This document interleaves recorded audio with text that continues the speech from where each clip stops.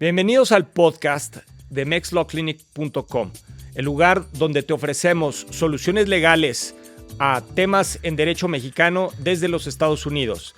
Tienes temas de propiedades, rentas o asuntos familiares que necesitas resolver en México. ¿Quieres hacer inversiones transfronterizas? ¿No sabes con quién acudir? Búscanos, mexlawclinic.com. Bienvenidos a nuestro podcast Mex Law Clinic, donde pretendemos brindar asesoría jurídica a mexicanos o familias mexicanas americanas viviendo en California con la certeza de estar regulados bajo la barra de California a través de la figura de Foreign Legal Consultant.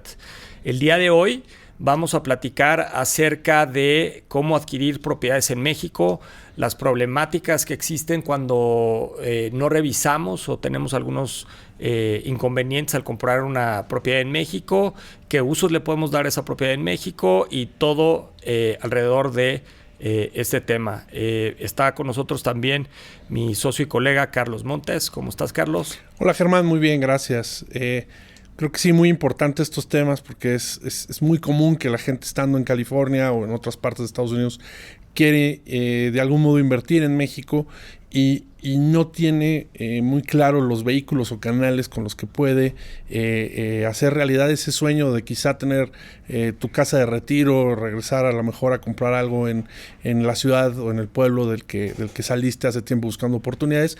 Y lo que podemos hacer nosotros es orientarlos y asesorarlos para que esas metas se puedan hacer realidad, ¿no? Correcto. Yo he escuchado de varios clientes y hemos tenido algunos asuntos, como lo sabes, de historias de terror, donde, por ejemplo, tenemos el caso de la señora Susan, que se fue de vacaciones a Los Cabos y le estaba pasando muy bien. Aparentemente se encontró con un broker inmobiliario que estaba promoviendo la venta de un futuro desarrollo. Y entonces se acercó a ella, le hizo un pitch del edificio que se iba a construir. Al final, al par de días, ya habían firmado un contrato llamado contrato de promesa de compra-venta sobre un edificio que supuestamente se iba a desarrollar, ofreciéndole un precio de preventa, un precio descontado que parecía un sueño hecho realidad. Al final firmaron este contrato. La señora Susan, a los pocos días, incluso estando allá en Los Cabos, hizo un primer fondeo para el apartado del departamento que se iba a construir, y que pues en promesa iba a estar listo este departamento listo en más o menos un periodo de construcción de 18 meses, ¿no? Sí, es algo muy común el que muchos desarrolladores aprovechan que las personas están de vacaciones, están en un ambiente relajado y les tratan de vender propiedades a futuro, porque realmente es muy raro que realmente la propiedad esté construida en ese momento y puedas comprarla y empezarla a usar en ese momento. Casi siempre les plantean una preventa en el que el gancho es que va a ser mucho más barata de lo que costaría algo ya construido. Y las personas pues se dejan llevar mucho por la emoción de querer tener una propiedad en un lugar bonito, que están pasando muy bien sus vacaciones, y no hacen toda una labor de análisis de cómo está esa propiedad, cómo es el esquema en el que están comprando, y simplemente se dejan llevar un poquito por la buena labor que hacen luego muchos vendedores, y no entran a analizar qué es lo que están realmente comprando o cómo son las formas en las que están comprando y si eso realmente está o no protegido en México, ¿no?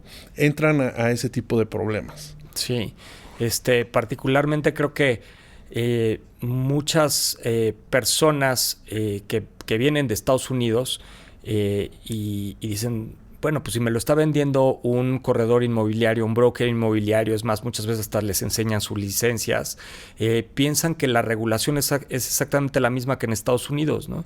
Y hay grandes diferencias entre un broker inmobiliario americano y otro mexicano. Para empezar, creo que el broker inmobiliario americano tiene que pasar por un proceso muy estricto de certificación, pasar un examen, tiene tiene responsabilidad frente a la venta que está realizando. Y obviamente necesita mantener cierta neutralidad respecto a la venta que está realizando, ¿no? Y no ese es el caso para los brokers o agentes inmobiliarios en México, ya que pues no es obligatorio tener que certificarse. No necesariamente tienen ningún tipo de responsabilidad respecto de la venta que están realizando. Entonces, y en muchas ocasiones esos mismos brokers inmobiliarios están contratados por los propios desarrolladores. Y eso presenta problemas importantes. Claro, y eso que mencionas es uno de los mayores problemas, el conflicto de intereses que tienen los corredores de bienes raíces en México, generalmente con el producto que están ofreciendo. Realmente nunca van ligados a una independencia y mucho menos a una sanción si es que actúan en conflicto con las partes, sino que normalmente son incluso gente contratada por el propio desarrollador para que capte clientes para vender esos departamentos o casas que están por construir. Entonces eso hace que la supuesta acompañamiento que hace el corredor al cliente que va a comprar pues sea muy sesgado y las personas que están comprando, al pensar que el corredor se va a regular parecido a como se regula en Estados Unidos, piensan que realmente está cuidando sus intereses, y la realidad es que no. Y peor aún, no hay una sanción o no hay un mecanismo de sanción a esos corredores cuando muchas maliciosamente terminan convenciendo a este prospecto de comprador de comprar, diciéndole que es lo mejor que puede pasarle, que es lo mejor para sus intereses, cuando en realidad esta persona está operando en favor del desarrollador, ¿no? Es correcto. Y particularmente en el caso de Susan, que estábamos planteando en un principio, cuando ella nos busca, nos dice, oye, pues mira, este fue el contrato que firmé, esto fue el dinero que fondeé, que eran varios miles de dólares, y pues han pasado 2 años y pues no acabamos de regresar de Los Cabos y no hemos visto en el terreno que supuestamente se iba a desarrollar, no hemos visto que se haya puesto un solo ladrillo sobre la construcción que nos prometieron. ¿Qué podemos hacer? ¿No? Entonces, lo primero fue, qué bueno que nos llamaste, necesitamos revisar tu documentación para ver qué fue lo que firmaste y a qué se comprometieron ellos y a qué te comprometiste tú, ¿no? Y entonces, en reflexión con Susan, o sea, qué desafortunado que no te conocía antes, porque si hubiera sabido todo lo que se tiene que hacer antes de entrar a firmar un contrato, de realizar una compraventa de este tipo, pues quizá nos estaríamos ahorita ahorrando dolores de cabeza, ¿no? Yo no sé, Carlos, por ejemplo, a ti, en este caso en particular, ¿cuáles fueron las recomendaciones que le diste a Susan para digamos, qué debió haber hecho antes de haber entrado a firmar un contrato, ¿no? Claro. Creo que en términos generales hay ciertos aspectos medulares que siempre tienes que tener claros antes de firmar un contrato de compraventa o de promesa de compraventa en México. Y uno de los aspectos esenciales es ver que quien te está vendiendo realmente sea el dueño o tenga un derecho real sobre el inmueble que estás pretendiendo adquirir. Porque puede darse distintos tipos de propiedad que te están intentando vender y no todas legalmente se pueden transmitir. Sin embargo, como no estás asesorado o no conoces las figuras jurídicas, pues puedes caer en ese tipo de problemas. Entonces, uno de los elementos esenciales es ver quién te está vendiendo y qué es lo que te está vendiendo realmente. Porque luego también nos ha pasado que venden figuras en cuanto al nada más tienen un derecho de uso los vendedores, pero no tienen la propiedad, o peor aún, se encuentran en una zona restringida para la adquisición de extranjeros, que es algo que en la Constitución mexicana está contemplado y que muchas veces los extranjeros no conocen o no saben que tú no puedes comprar directamente propiedad en la playa cuando eres extranjero.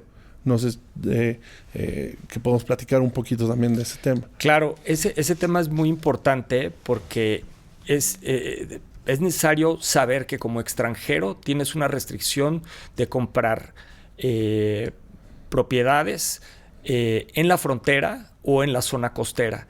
Son 100 kilómetros a partir de la frontera que necesitarías utilizar algún mecanismo para poder hacer la compra de un inmueble, y son 50 kilómetros en la zona costera, ¿no?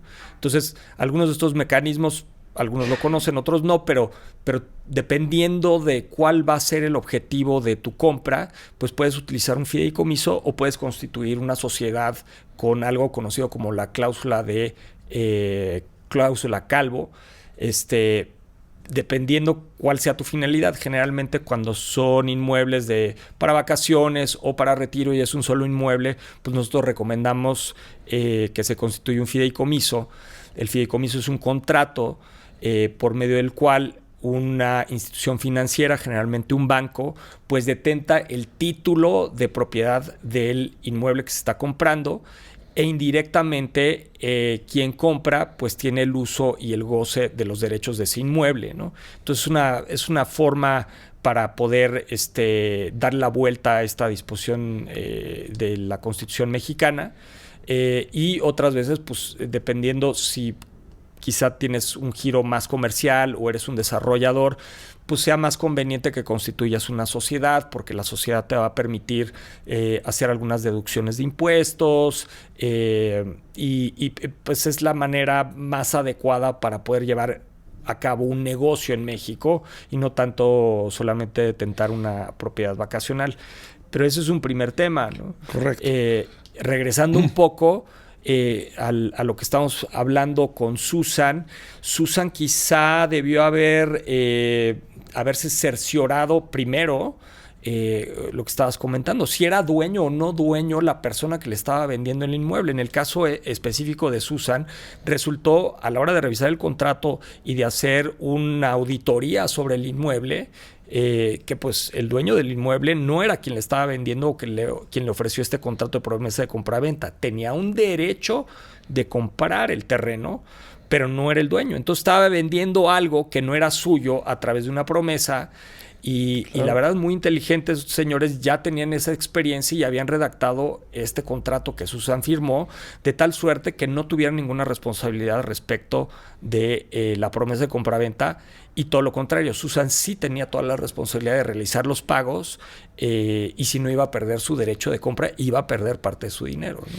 Sí, y eso es muy común. Muchos desarrolladores pues no es la primera vez que hacen este tipo de esquemas. Y saben y aprovechan ciertas figuras legales a su favor, pero sobre todo aprovechan el desconocimiento y la buena fe de los adquirentes, ¿no? Entonces, nuestra recomendación es siempre que vayan a adquirir un inmueble en México, se asesoren legalmente antes de hacer esa adquisición, para ver si el vehículo que les están proponiendo es el correcto, si los contratos que les están presentando son acordes a la ley, y sobre todo que esos contratos reflejen cláusulas que los protejan en caso de un incumplimiento del desarrollador, porque la mayoría de los contratos de este tipo siempre trae cláusulas en favor del desarrollador, y que solo tienen penas cuando el comprador no lleva a cabo sus pagos, y ahí pierden todos sus derechos. Incluso se estipula muchas veces que puedan quedarse con el depósito o con todos los pagos previos, etcétera. Pero nunca contemplan qué pasa si el desarrollador no cumple, si el desarrollador no es el dueño, ese tipo de cosas. Y entonces se vuelve un problema muy, muy, muy difícil de resolver cuando llegan con nosotros ya con un incumplimiento manifiesto del desarrollador de, oye, es que el desarrollador no hizo el edificio en el que me vendieron el departamento, ¿qué hago? Y entonces nosotros tenemos que analizar, ver y tratar de encontrar vías de cómo demandar el cumplimiento o por lo menos la devolución del dinero que ya pagaron. Pero si el contrato se hubiera revisado con antelación a la firma, pues podríamos haber hecho los ajustes, o en su caso decirle al comprador, no te metas ahí porque es un fraude, porque no están queriendo protegerte o reconocerte derechos, ¿no? Que es tristemente lo que pasa muchas veces. Así es. también lo que le habíamos platicado a Susan, y esto también sirve de ejemplo para el caso de John.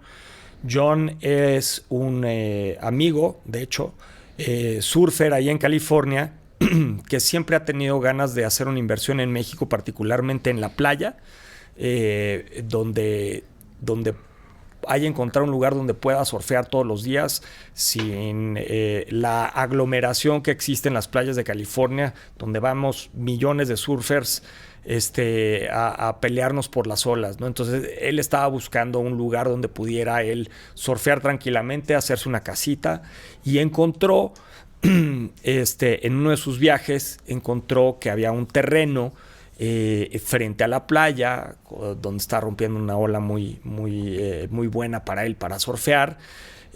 Pues que resulta que el señor que vivía al lado en una casita decía: yo te vendo este terreno, ¿no? Y entonces pues hicieron un contrato ahí prácticamente a mano, donde por un precio increíble para John, se hacía dueño de esta propiedad, de este terreno, él con la intención de pues construir una casita, tener vista al mar, poderse bajar a surfear todas las mañanas, ¿no? Incluso lo estaba viendo como una casa de vacaciones que iba a poder rentar él en alguna de estas plataformas de renta de vacacional, y después en un futuro posiblemente retirarse en este lugar, ¿no? Entonces regresa, nos busca, dice: oye, mira, firmé este contrato. El contrato estaba a mano. Dije: bueno, ok, se valen los contratos a mano. ¿Cómo puedo obtener un título de propiedad, ¿no? Entonces, lo primero que hicimos fue decir: bueno, vamos a ver dónde está esto ubicado. Tuvimos que desplazar elementos de nosotros hacia la zona donde había comprado, para poder identificar los límites, linderos y colindancias, que esto es prácticamente solamente la limitación del predio, ubicarlo en qué municipio estaba y poder hacer una búsqueda ante el registro público de la propiedad, pues para ver quién era el dueño, a ver si el que le había vendido efectivamente era el dueño, y con la sorpresa que pues no aparecía el terreno en el registro público. Y la sorpresa fue, después de una investigación, que este terreno era una propiedad ejidal, ¿no? Entonces, pues no sé si tú nos quieras platicar un poquito cuál es la diferencia entre propiedad privada y propiedad ejidal, ¿no? Sí, claro. Y esto, recuerdo que el caso de John fue en la zona de Oaxaca, cerca de Puerto Escondido, que es un gran paraíso para los surfistas, y todos quieren tener algún modo para poder surfear ahí. Y el tema es que en Puerto Escondido, en la zona de Puerto Escondido y en muchas otras, aparte del tema de fideicomiso que se requiere como extranjero y demás, existe un factor que es la propiedad ejidal, y la mayoría de la costa es o zona federal, que pues esa es del estado y no está en venta, o son propiedades ejidales. Y el tema del ejido es una figura que se creó después de la Revolución Mexicana, y que lo que buscaba era incentivar pues el desarrollo agrícola de distintas partes del país. Y con ello se volvió un esquema privativo donde solo bajo ciertas circunstancias muy particulares la comunidad, a través de un comisariado ejidal y la asamblea ejidal, podía ir desincorporando ciertos predios o parcelas para que se volvieran propiedad privada. Pero en términos generales, mientras sea ejido, está totalmente restringido el que puedas vendérselo a un particular, ya sea extranjero o local. O sea, más allá de los temas constitucionales, no se puede vender, no se puede volver propiedad privada. Sin embargo, tanto los ejidatarios, muchas veces que no tienen el conocimiento de cuál es la figura del ejido, como quien adquiere, que tampoco conoce que si el ejido se puede o no comprar, tienen el problema de que hacen operaciones entre ellos, operaciones privadas de supuesta compraventa, que son ilegales y que son nulas, ¿no? Entonces, es un grave problema el poder adquirir una propiedad ejidal, sobre todo directamente. Hay todo un proceso en el cual puedes desincorporar esas parcelas eventualmente, pero para eso obviamente necesitas la asesoría legal que nosotros damos, pero que tiene que ser al momento en que el inmueble o la parcela te es atractiva, y entonces es cuando nosotros podemos hacer la labor de investigar. ¿Por qué?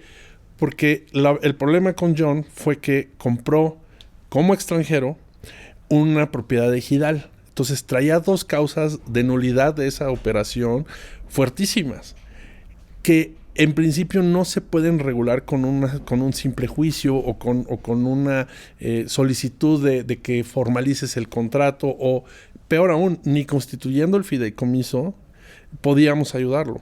Entonces, con John tuvimos que ver la manera en la cual acudir al ejido para ver cómo podíamos desincorporar esa parcela que a él le interesaba adquirir y hacer todo el proceso a través de la ley agraria para poder desincorporar esa parcela, lo cual terminó costándole a John prácticamente el cuádruple de lo que originalmente él había pensado que le iba a costar esa operación, ¿no?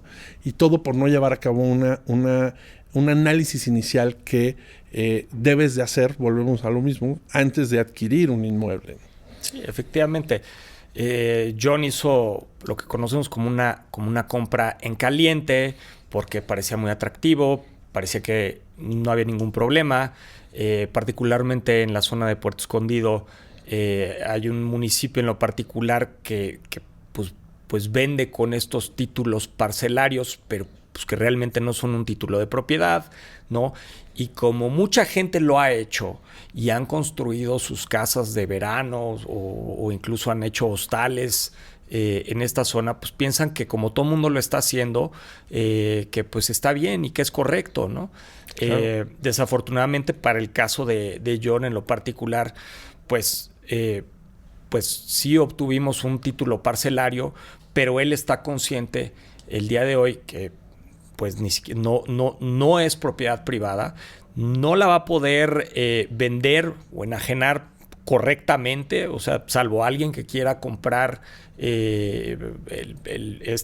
su casa o lo que él construyó ahí en estas condiciones. Obviamente, pues no va a poder recuperar su inversión. No lo va a poder heredar a su familia, a sus hijos, e incluso pues no lo en su momento cuando platicamos con él dijimos, y ni siquiera lo vas a poder aportar a un fideicomiso. El fideicomiso no te va a reconocer esta propiedad parcelaria para poderla aportar a este fideicomiso, precisamente porque no tiene dominio pleno, no se convirtió esto en una propiedad privada. Y bueno, John sí que está yendo a surfear para allá, pero pues conoce las consecuencias de todo esto. Si él nos hubiese buscado antes, nos hubiera pedido la asesoría, pues quizá hubiera encontrado un terreno, una propiedad que sí hubiera convenido a sus intereses y que le hubiera dado esta protección. ¿Qué va a pasar con el terreno? No lo sabemos. Lo que sí es cierto es que John acabó gastando muchísimo más por tener que atender a las consecuencias de lo que había hecho en lugar de prevenir y poder enfocar su inversión a algo que le hubiera dado estas seguridades, ¿no?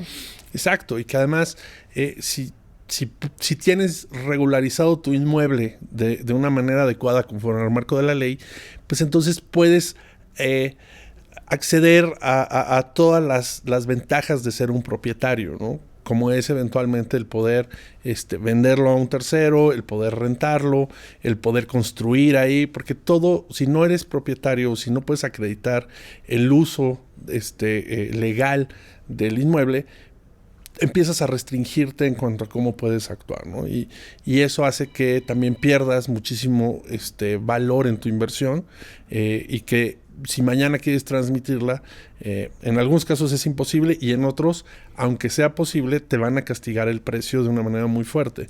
Entonces, lo que nosotros le recomendamos a los clientes es que siempre busquen esa asesoría que nosotros les otorgamos estando en California, para que puedan tener claro cuáles las leyes que le aplican a la operación que quieren hacer en México, y cuál es la mejor forma de proteger esa operación para que no solo tengan o adquieran ese bien, sino que además a futuro pues puedan sacarle todo el jugo y toda la inversión, o heredarlo, o lo que sea necesario, a futuro, ¿no? No solo además conformarse con el momento inicial, ¿no?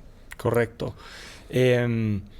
Bueno, vamos ahora quizá a pasar al tema donde, digamos, alguien sí está comprando una propiedad que está en una condición regular, donde quizás sí tuvo la oportunidad de hacer esta auditoría sobre el terreno, se aseguró de que el dueño del terreno sí lo fuera, que no tuviera problemas de linderos, límites de la propiedad.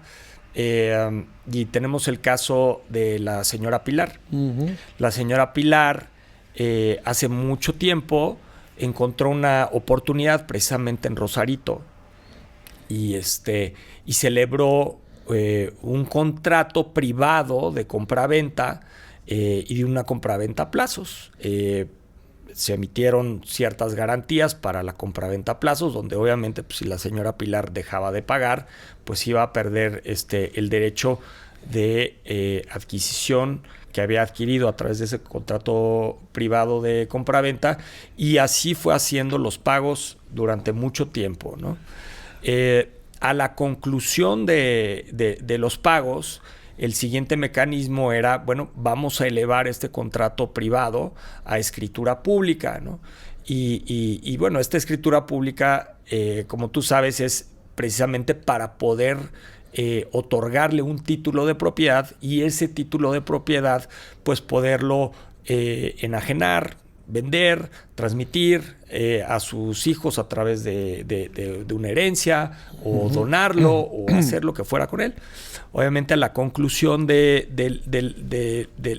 pago de todos estos, del periodo de todos estos pagos que ella hizo, ella decidió que pues no estaba lista ella para obtener el título, porque tenía que pagar algunos impuestos, quizás no estaba en las condiciones adecuadas para hacerlo, y esperó mucho tiempo.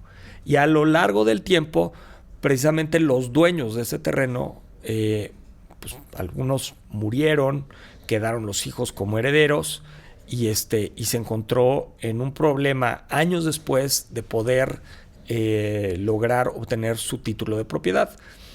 En esos casos, o en este caso en particular, Carlos, tú recordarás, ¿qué fue lo que le recomendamos a la señora Pilar hacer? Y no sé si nos puedas platicar un poquito acerca del proceso que hay que seguir al respecto. Sí, claro. Mira, este tema del caso de compré una propiedad en México, no la escrituré, la quiero escriturar, pero no encuentro al dueño, o el dueño no quiere, o ¿qué hago? ¿No? Es la consulta típica, es una figura común, porque por falta de dinero, por falta de interés, por lo que sea, aunque compraste, aunque pagaste, aunque el bien lo has tenido en tu posesión, lo has estado usando, etcétera, pero no lo pudiste escriturar, por la razón que sea, y como hemos dicho, es importante tener la escritura para que puedas oponer ese derecho de propiedad frente a cualquier tercero.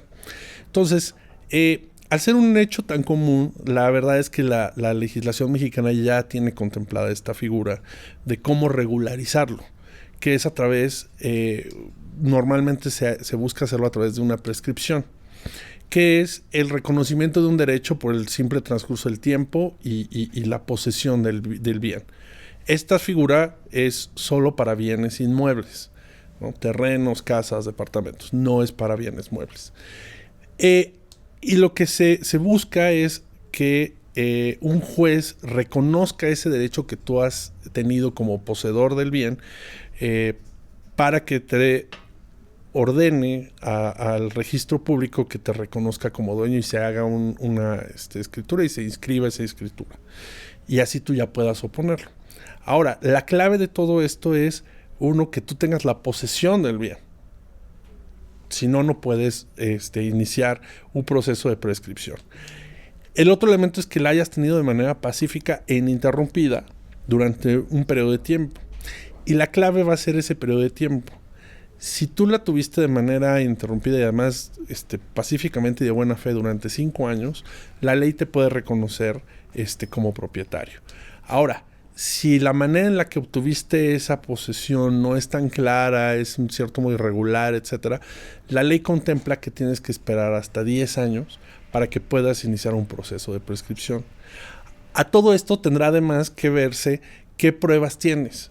Lo más común que recomendamos, buscamos con nuestras asesorías es que los vecinos que te han visto teniendo esa posesión tranquila, pacífica, de buena fe durante todo el tiempo, vayan como testigos y certifiquen que sí, Germán ha estado ocupando este inmueble, esta casa durante los últimos 5 años. Y además siempre se busca ver si tienes tus pagos de servicio, por ejemplo. Es muy común, el predial, ¿has pagado el predial en los últimos años? Sí, mira, aquí están los comprobantes. Todo eso se le presenta al juez y el juez revisará y verá si se cumple con estos requisitos y eventualmente te reconocerá como propietario.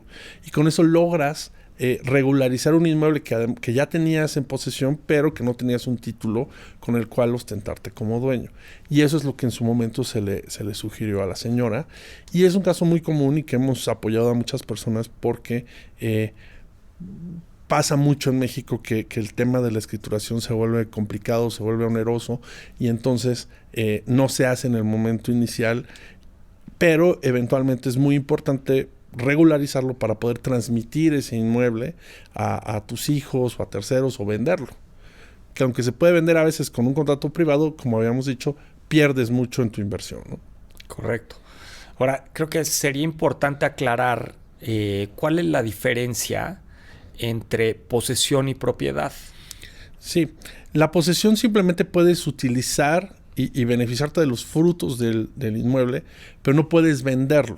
No puedes disponer de él, señala la ley, que significa que solo el propietario es el que puede transmitir ese bien a un tercero. Tú como poseedor no puedes, estar restringido por la ley para hacerlo en términos generales, ¿no?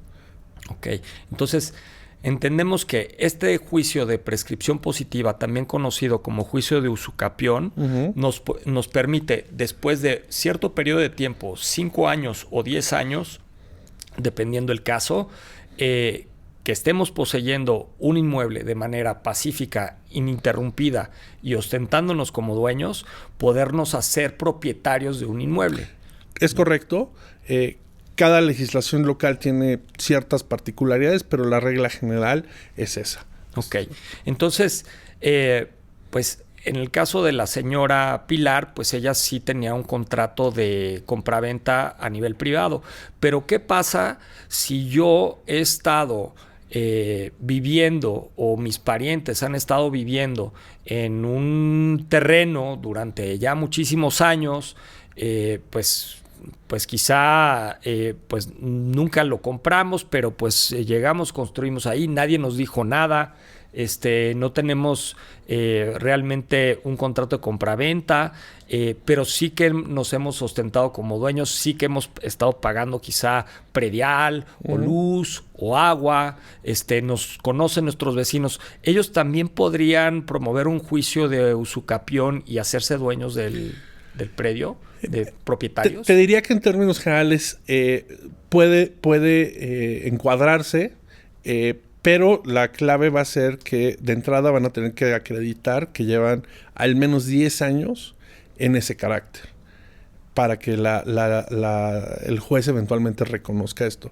Y obviamente pues tendrán que acompañar todas las pruebas que puedan y que tengan para demostrar eso, ¿no? Entonces es un vehículo que pudiera funcionar, pero obviamente se tiene que cumplir con todos darle al juez la mayor cantidad de elementos posibles, y ese es el análisis que nosotros hacemos, ver qué pruebas tienen, qué información hay, tienes testigos, y con eso armamos un expediente y eventualmente los apoyamos en llevar a cabo la demanda de prescripción para llevar a buen término y regularizar ese inmueble, ¿no? Ok. Entonces, digamos que la señora Pilar, que de hecho esto está por suceder, está a punto de emitirse la sentencia a favor de la señora Pilar, ya tiene su título de propiedad. Ese título de propiedad le permite a ella, de alguna suerte, rentar el inmueble, porque ya se construyó una casita ahí, entonces pretende rentar el inmueble, ¿no? Ahora, pues también muchas veces el rentar, pues parece ser que es muy atractivo, creo que sí lo es una manera de capitalizar la inversión que realizaste, pero creo que también es muy importante tomar en consideración que la legislación mexicana y la legislación americana en cuanto a temas de arrendamiento pues es muy distinta y puede haber problemas con la persona que está rentando tu inmueble, de que resulta que no está pagando o resulta que tiene está metiendo a algunas personas, hay ciertas restricciones. Tú, en términos generales, ¿qué sugerirías que se considerara a la hora de celebrar un contrato de arrendamiento con un tercero, cuando yo soy dueño de una casa o de un departamento o de una propiedad, si la voy a rentar a un tercero? ¿Cuáles serían los elementos clave que tú indicarías? Claro. Volvemos un poco a lo mismo que hemos estado tratando de transmitir aquí, que es de entrada asesorarte para que sea mediante un contrato escrito, en el cual quede debidamente establecidas las causas de terminación y de incumplimiento del contrato, y que además quede de algún modo establecido claramente cuál va a ser la forma en la que se te tiene que pagar la renta, qué va a suceder si, aunque paguen la renta, generen un daño al inmueble, y en su caso también si algún tercero va a garantizar la obligación del arrendatario, que normalmente se sugiere como un aval, para que en caso de que el arrendatario incumpla en el pago de las rentas, tú puedas ir en contra de una persona más y no solo te quedes con la obligación original, ¿no? Todo esto además pues debidamente vinculado a la ley aplicable en el lugar donde está el inmueble, y buscando pues que todos los desperfectos del día a día pues también queden en responsabilidad del arrendatario, ¿no? Okay. Muy bien, entonces en conclusión de nuestra charla del día de hoy, que estamos hablando acerca de propiedades, de inversiones inmobiliarias, de las diferentes figuras que existen de propiedades en México, de tener cuidado con los brokers, creo que parece ser que una buena conclusión podría ser asesórate con una persona capacitada para ello, que tenga el conocimiento profesional y las credenciales para poderte apoyar jurídicamente, que puedas revisar qué es exactamente lo que estás comprando o qué es exactamente lo que necesitas hacer, y bueno, pues que es precisamente lo que nosotros hacemos en Next Law Clinic, ¿no? Así es, Germán. Y sobre todo también recordarle a la gente que las figuras legales no funcionan exactamente igual en Estados Unidos que en México.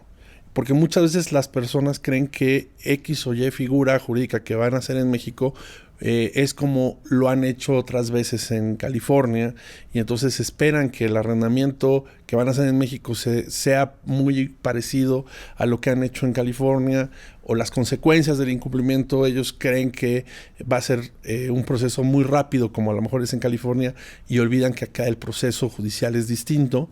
Entonces es muy importante que se asesoren para que tengan clara cuáles son los pasos tanto del contrato que quieren firmar, como también de las consecuencias en caso de que ese contrato por alguna razón no funcione como debería, o sea incumplido por alguna de las partes y quieras hacer valer tus derechos. Claro. Ahora, ¿tú qué dirías que son algunas de las características que diferencian nuestro servicio de Next Law Clinic en California respecto de contratar un abogado en México, en Guadalajara? Yo creo que la principal diferencia es que nosotros nos encontramos sujetos a las regulaciones de la barra de California como un asesor en derecho extranjero, pero dentro de una figura que existe en la barra de California. Entonces, cualquier aspecto en que nosotros no actuemos debidamente, vamos a ser sancionados conforme a las leyes de California. A diferencia de un abogado mexicano que pues solo podrás, estando tú en California, pues no vas a poderle reclamar nada en California. Y a nosotros sí hay una obligación de llevar a cabo una conducta ética que nos va a diferenciar de cualquier abogado mexicano por las sanciones que hay por la barra, y que además nosotros ya hemos asumido y aceptado el conducirnos de esa manera en nuestro servicio profesional. Entonces creo que eso le da una tranquilidad extra a la gente, que más allá de nuestro conocimiento profesional de las leyes mexicanas, tenemos esta validación y protección extra para ellos, ¿no? Claro. Y si me permites añadir, pues nuestra oficina está en California. Claro. No hemos encontrado que algunos clientes se han beneficiado del hecho de que no tienen que salir de California, que los asesoramos en California, que en nuestra oficina principal está en San Diego, pero obviamente tenemos clientes en Los Ángeles, en San José, en Fresno, en varios lugares de California.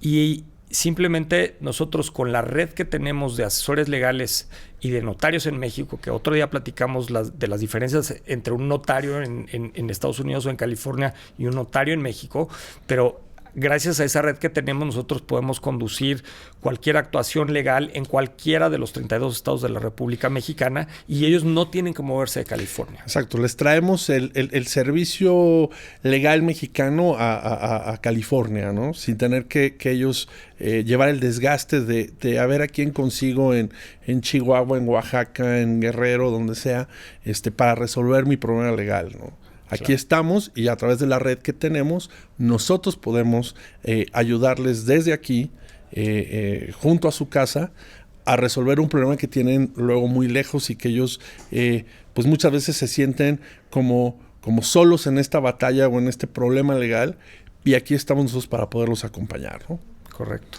Bueno, pues muchas gracias a nuestro auditorio.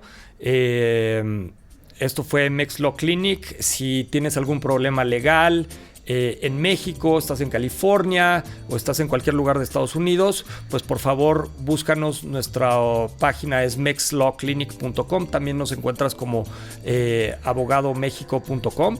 Y gracias por escucharnos el día de hoy. Hasta luego.